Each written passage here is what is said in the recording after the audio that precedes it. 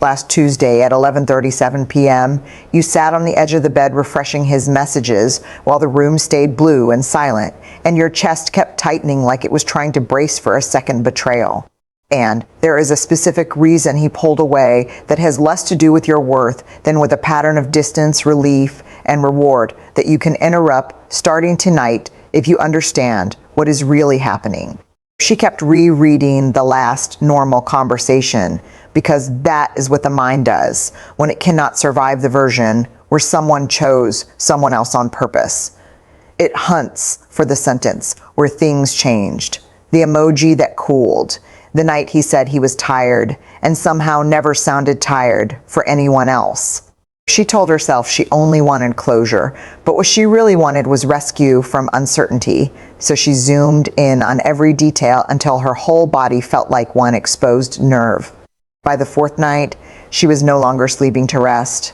She was sleeping to escape her own thinking, and in the morning she woke up already in pursuit, as if the day had one assignment only: get him back, get the answer, get the pain to stop. Brene Brown's work on emotion keeps circling one hard truth.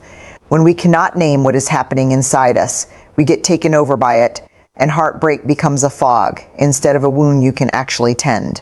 So tonight, your first job is not to decode him. It is to name yourself with brutal precision. Not sad, say abandoned if it is abandoned. Not angry, say humiliated if it is humiliated. Not confused, say discarded if that is the word that burns. Take one page and write 3 sentences that begin with, "The truth is I feel," because a named feeling stops running the whole house from the basement. She told her friend she just missed him, but that was not the whole story. She missed the version of herself that only existed when he was choosing her. When he left, the pain did not land in one place. It landed everywhere. In the mirror, in the grocery store, in the shower where she kept replaying the moment she learned there was someone else. She was not just grieving a man. She was grieving the collapse of the story that said she was safe, wanted, and still in the running. That is why betrayal feels so physical. It does not politely visit your thoughts. It moves into your nervous system. Attachment theory calls this attachment anxiety, that crawling, electric fear that if someone pulls away, you must chase, fix, or prove yourself before you disappear in their eyes. And the research around anxious attachment keeps finding the same pattern. Fear of rejection can make you hyper alert to distance and desperate for reassurance at the exact moment reassurance is least available. So your concrete move tonight is painfully simple. No more checking his last scene, his stories, her page, or mutual friends for clues after 9 p.m. Put the phone in another room for 1 hour. 1 hour only if that is all you can bear. You are not doing this to play a game. You are teaching your body that panic does not get to hold the steering wheel every night. But here's where most women get this completely wrong. They think the urge to reach out is proof of love, when half the time it is proof of activation. She sent a long message at 12:14 a.m. that sounded calm on the surface and bleeding underneath. "I'm not trying to argue, I just want honesty." Then another one at 12:26. "You could at least tell me why." Then a final one at 12:41. "I guess I never mattered." In the morning, she hated herself for all 3. Not because she was weak, because she had handed her rawest wound to a man who had already shown he wanted distance, and distance almost always converts confession into power. She thought the messages were about truth. They were really an attempt to regulate pain through contact. This is where anxious avoidant dynamics become brutal. Anxious pursuit makes distance feel temporary relief to the avoidant partner, and that relief reinforces more distance. Avoidant attachment, the pattern where closeness feels like pressure and vulnerability feels like exposure, often does not respond to intensity with tenderness. It responds by backing up. So if you have been writing paragraphs, the behavior tonight is the opposite of what your body wants. Send nothing after midnight, and if there is a practical message that must be sent, make it one clean sentence with no hook inside it. I'm not available for half conversations. If there's something clear to say it directly. Then, stop. No second text explaining the first text. No checking if it landed right. One sentence, then silence that belongs to you. She kept saying, "What if I don't explain it correctly? He'll believe I never cared." What she could not yet see was that he already knew she cared. That was never the missing information. So why do you stay? Because the mind prefers a painful connection to an empty space. At least the painful connection feels like movement. Another woman sat in her car outside work and stared at his name the way some people stare at a locked door they still believe might open if they knock differently. He had become unpredictable, warm one day, flat the next, jealous when she pulled back, unavailable when she leaned in, and the unpredictability made her feel more attached, not less. That confused her. She thought true love must be getting stronger. What was actually getting stronger was the loop. Research on reinforcement and reward keeps warning us about intermittent reinforcement, the pattern where inconsistent rewards can become unusually gripping because the brain never knows when relief is coming. The same basic mechanism that keeps people refreshing for the next hit of social reward can make hot, cold attention feel strangely intoxicating in love. Which means the problem is not only him, it is also the schedule of reward your body has gotten trapped inside. So tonight, interrupt the schedule. Do not respond the moment he appears. Do not let his contact become the event your nervous system orients around. If he texts, wait until your pulse settles before deciding whether a response is even deserved. And if there is no text, do not manufacture a reunion in your head to survive the quiet. Make tea, take a shower, fold towels, walk around the block. Small behaviors look insultingly simple when the wound is big, but simple is how regulation begins. Stay with me because the next line is the one that will change how you sleep tonight. His inconsistency is not proof that the bond is special. Sometimes it is proof that the bond is training you. She used to think the worst thing he did was choose someone else. Later, she realized the worst thing was keeping one hand on her emotional throat while pretending he needed time to think. He would disappear for 3 days, then send a soft message just deep enough to restart hope. Been thinking about you. Miss your energy. Life's complicated right now. Never enough to rebuild, always enough to reopen. She treated each crumb like evidence, but the body does not know the difference between a feast and a breadcrumb when it has been starved long enough. And this is the part no one talks about. Sometimes the person who left is not trying to come back with love at all. Sometimes he is checking whether access is still available. Silent treatment literature and relationship experts draw a sharp line here. A pause taken to self-regulate is different from silence, used to punish, control, or keep another person destabilized. The silent treatment, withdrawing communication to create uncertainty, gain leverage, or force pursuit, is not mystery. It is emotional pressure. So here's the behavior for tonight. If he has gone quiet after harming you, stop filling the silence for him. No just checking in. No hope you're okay. No sending songs. No liking old photos to remind him you exist. Let his silence carry his meaning without your labor. Your dignity grows back in the places where you stop translating neglect into confusion. She said she needed just one honest conversation. But what she meant was she needed one conversation that would restore the man she thought she knew.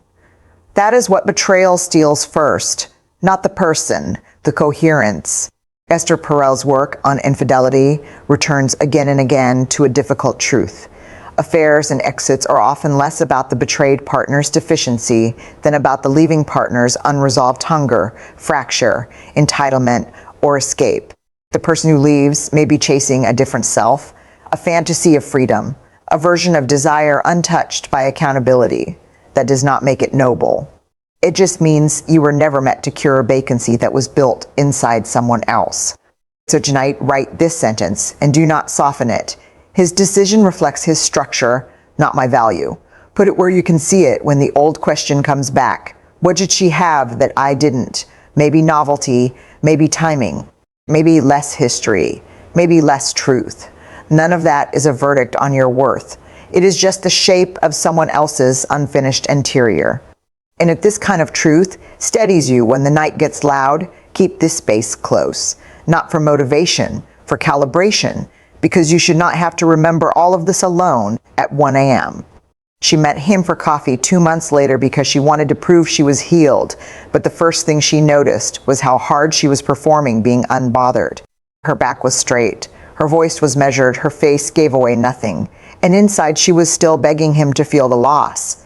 He talked about growth, timing, confusion. He avoided plain guilt by speaking in polished fog.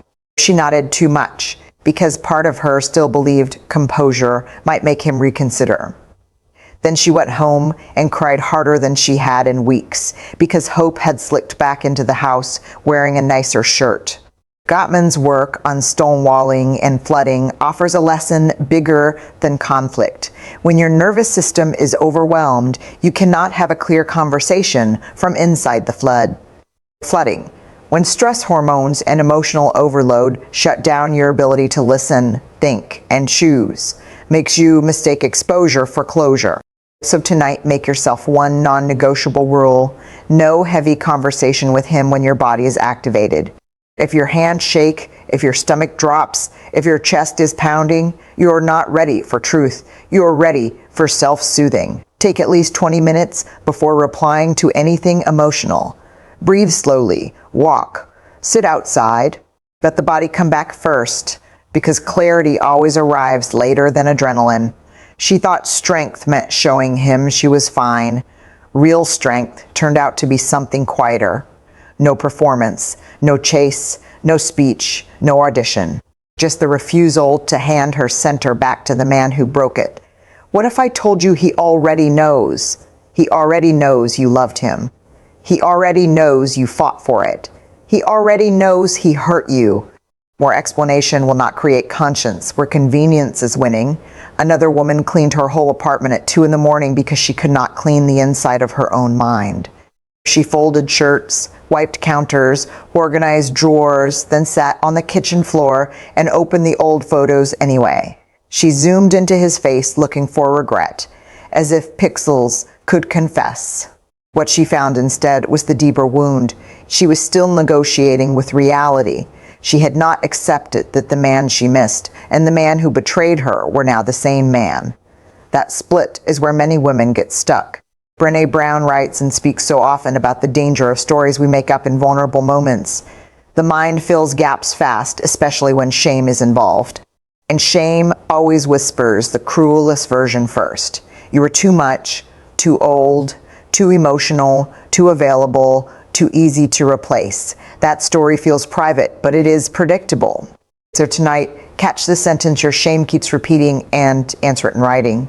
If the sentence is, "I was not enough," answer with 3 facts that have nothing to do with romance. The way you stayed loyal, the way you showed up, the way you told the truth, the way you built a life before him, and will keep building one after him. Facts are not glamorous, but they are strong enough to outlast a spiral. She spent weeks trying to understand the other woman, as if decoding her would unlock the whole crime scene. Was she prettier, calmer, harder to get, less demanding, more fun, less wounded, more sexually free, more emotionally detached? Every comparison ended in self-erasure, because comparison has one rule: it never stops where the truth is, it stops where your insecurity is deepest. Attachment research and clinical work on betrayal both point to the same injury. Rejection makes people scan for the trait that would have saved them, even when the leaving was driven by dynamics no single trait could control. So the behavior tonight is this: do not visit her page. Not for 30 days if you can manage it. Not for 3 days if that is all you can do honestly. Block it if necessary. Meet mutuals if needed. The wound cannot close while you keep rubbing someone else's image into it. But here's where the turn begins. Not when he apologizes, not when karma circles back, not when she leaves him, not when your glow up gets noticed. The turn begins when you stop arranging your healing around his future realization. She learned that in the smallest way first. She stopped wearing the outfit he liked best when she wanted to feel desirable. She started wearing the sweater that made her shoulders drop and her breathing slow. She changed the route home so she would not pass the place they used to meet. She moved the photos to a folder she did not open. She stopped telling herself these were tiny things. They were not tiny, they were votes. Every private decision was a vote for who got to live at the center of her life now. This is what regulation looks like before it looks like confidence. Boring, repetitive, almost invisible. Dopamine regulation, the process of reducing the brain's dependence on unpredictable little spikes of reward, does not happen through one dramatic declaration. It happens by starving the loop and feeding steadier sources of relief. So tonight, choose one replacement ritual for the hour you usually wait on him. Same hour, different reward. Tea and a walk, journal and a bath, podcast and clean sheets, music and lights off early. Your brain does not only need distance from him, it needs a new rhythm that does not orbit his unpredictability. She used to think letting go meant no longer loving him. That frightened her because some part of her still did. But detachment is not the same as denial. Detachment is when love stops making the decisions. Esther Perel's broader work on desire keeps pointing back to the fact that desire needs distance, mystery, and separateness. And what many people call love is sometimes just collapsed boundaries and emergency level proximity. When you chase too hard, you do not become more valuable in the eyes of someone who is already leaving. You become more available. So tonight, do one thing that increases emotional separateness without turning you cold. Sleep with your phone face down, no exceptions. Or remove his chat from the top of your screen. Or rename the contact to something honest like, do not negotiate your worth here. That is not pettiness. That is environmental design for a heart under stress. A friend watched him come back once before, and because he came back once, she believed he always would.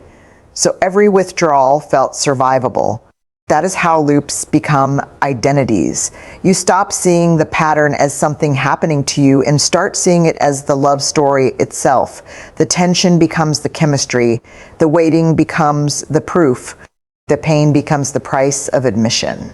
Clinical voices like Dr. Ramani and many betrayal specialists keep warning that confusion is often the byproduct of destabilizing dynamics. If a connection keeps you anxious, self-doubting, and over-explaining, your body may already know what your fantasy is still defending. So tonight, ask one unromantic question. How do I feel after contact with him? Not during, after. Smaller, hazy, activated, ashamed, hopeful for 10 minutes, and hollow for 5 hours? Write the answer exactly as it is. The body's aftertaste tells the truth faster than the mind does. And this is the part no one talks about. Some women are not trying to get the man back at all. They are trying to get back the self that existed before being replaced. She realized that at a red light, when an old song came on and suddenly she missed the girl who used to sing without checking who was watching. The betrayal had made her excessively self-aware. She edited every feeling before she even felt it. She became a witness to herself instead of a person. That is one of heartbreak's quietest violences. You stop inhabiting your own life directly and start monitoring your pain from the outside. Brene Brown's language around shame is useful here because shame always isolates and distorts. It says not something painful happened to you, but something about you made this happen. So the behavior tonight is not spiritual or sophisticated. It is reclamation through embodiment. Stand in the shower and keep the water hot enough that you can feel where your body ends. Lotion your arms slowly. Brush your hair without hurrying. Eat something with protein instead of surviving on caffeine and grief. The nervous system interprets care before it believes affirmations. She kept wondering whether no contact was manipulative. What finally broke the spell was understanding intent. Silence used to punish as manipulation. Silence used to protect your own mind is a boundary. There's a moral difference between withholding yourself to create anxiety and withdrawing yourself to end your own captivity. Attachment theory, abuse literature, and healthy boundary work all converge on this. You do not owe ongoing access to the person who is using access to destabilize you. So if you need an exact message, use this and do not revise it 6 times. I'm stepping back from contact. I need space to heal, and I'm not available for intermittent communication. Then disappear from the stage. No dramatic exit line. No final paragraph about your soul. No fishing for response. Boundaries lose power when they become essays. At some point, she stopped asking whether he missed her and started asking whether he missed herself enough to choose her side now. That is the real pivot. Not whether he comes back. Whether you come back, he didn't leave because he stopped loving you. He left because you stopped being a question he had to solve. And here is the micro action for tonight. Take out your phone and draft one note called, "When I Want to Text Him." Under it, write 3 things only. First, the exact thing you are tempted to send.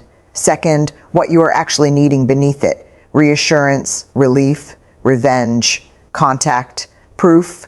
Third, one action you will do instead for 30 minutes. If a message truly must go out, do not send it before tomorrow at 11 a.m. If it does not need to go out, let the note hold it so your nervous system does not have to. She heard through a mutual friend that things with the new woman were already unstable, and for 10 minutes she felt triumphant, then strangely empty. Because the fantasy had been that his new happiness was the reason for her suffering, and if that happiness cracked, she would be free. But his collapse did not restore her. That was the day she learned a hard adult truth. His consequences are not your cure. The system only really falls apart when you stop feeding it your attention. Not because you become cold, but because you become unavailable to the cycle. Gottman's relational work always insisted that patterns matter more than isolated moments. And the pattern here is simple. If your pain keeps moving in response to his behavior, he is still setting the emotional weather. So tonight, reclaim the forecast. Decide your bedtime before you know whether he will reach out. Decide your morning before you know whether he regrets it. Decide your weekend before you know whether his new situation cracks. Structure is medicine when chaos has had too much access. She sat with a therapist once and said, "I just want to know what he's thinking." The therapist asked a quieter question. What do you do with yourself when you don't know? That is where most healing either begins or gets postponed another year, because uncertainty is not a side effect here. It is the whole arena. If you can't not survive not knowing, you will accept crumbs, ambiguity, backdoors, late-night check-ins, pseudo-closure, and soft lies just to avoid the empty hallway of not knowing. So tonight, practice a tiny dosage of uncertainty on purpose. Leave one question unanswered. Do not look up whether he watched the story. Do not ask the mutual friend. Do not decode the song lyric. Let one unknown remain unknown while you stay intact. That is how tolerance grows. One unclosed loop at a time. She used to think peace would feel dramatic, like a courtroom verdict in her favor. Instead, it felt almost ordinary. One evening, she realized she had made dinner without rehearsing an old conversation. The grief was still there, but it was no longer running the room. She did not feel victorious. She felt returned. That is what the quiet return looks like. Not amnesia, not indifference. Just your own mind becoming livable again. And if some part of you still wants him to suffer, be honest about that too. You are human. We all want the wound witnessed, but vengeance is a poor architect. It builds your days around the person who hurt you, and then asks you to call it closure. Better to become difficult to disturb. So when the urge hits tonight, and it probably will, remember the order. Name the feeling before you obey it. Soothe the body before you explain yourself. Delay the text before you dignify it. Protect the boundary before you defend it. And if he returns with confusion instead of clarity, warmth instead of accountability, longing instead of repair, do not mistake access for change. Let actions stand where promises used to audition. She once believed love meant staying emotionally available no matter how badly she was handled. Now she knows something gentler and harder. Love without self-respect turns into self-betrayal. So slowly, you barely hear the crack. And the night you stop participating in your own erosion is often the first night you sleep without bargaining. If this found you tonight, save it for the night you need it again. And if it did, there's another one waiting for you about what happens in his mind the moment you stop texting back.